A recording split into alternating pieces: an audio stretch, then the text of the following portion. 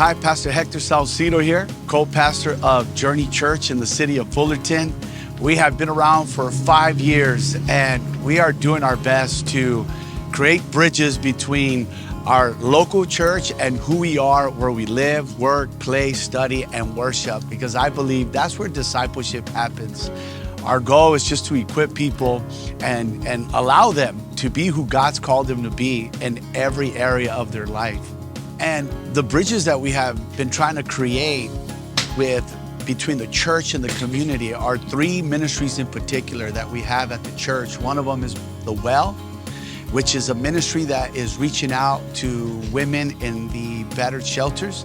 We also have Project Sheepdog, which is a ministry that focuses on helping fathers engage their sons and daughters through events and teaching our kids also to provide, to persevere. And then lastly, we have a ministry which is our jiu-jitsu ministry at church. Yes, we are choking people out at church in the name of Jesus. But in all reality, sports are pretty expensive. And I think with Anvil, it gives us an opportunity to allow parents with their kids and also themselves to be able to join our jiu-jitsu program and build character and remind our kids the importance of commitment and character and camaraderie.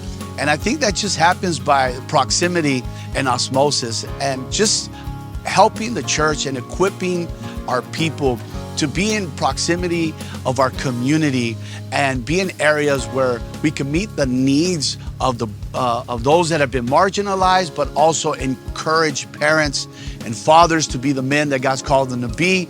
And then when it comes to jiu-jitsu, is using martial arts to, reinforce what commitment looks like, what character looks like, and camaraderie looks like, and really create these circles where they can be healthy and allow us as the church, again, just to be in proximity with our community and really display the hands and the feet of Jesus as we live out our lives day to day.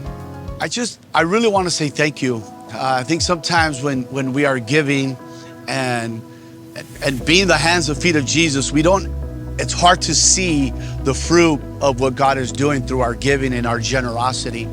I want to say thank you because of what it creates. It's not only a platform for us to continue to do what we do, but it's in those spaces that we get to see some of these mothers come in when it comes to the well and really give them back value and dignity, reinforce that they are daughters of the Most High, creating a safe place where the church is not a place where there's hurt, but the church begins to be a place of healing.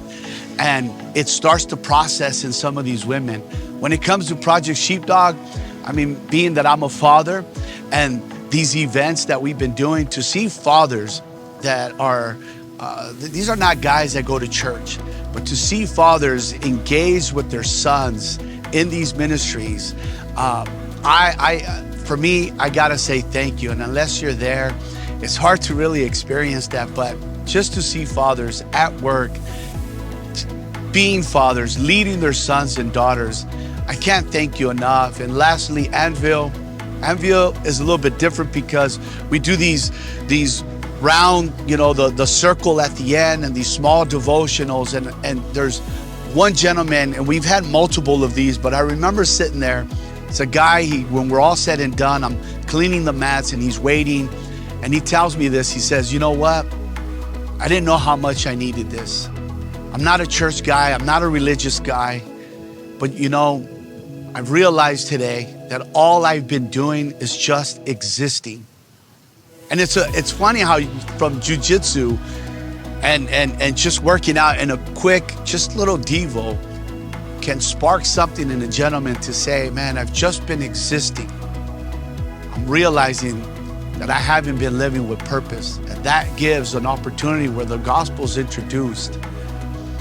That's why we say thank you. It's not only giving the church the opportunity to be in proximity of the community, but you're also allowing the gospel to be formed and giving a spark into the lives that are around us. So thank you for that.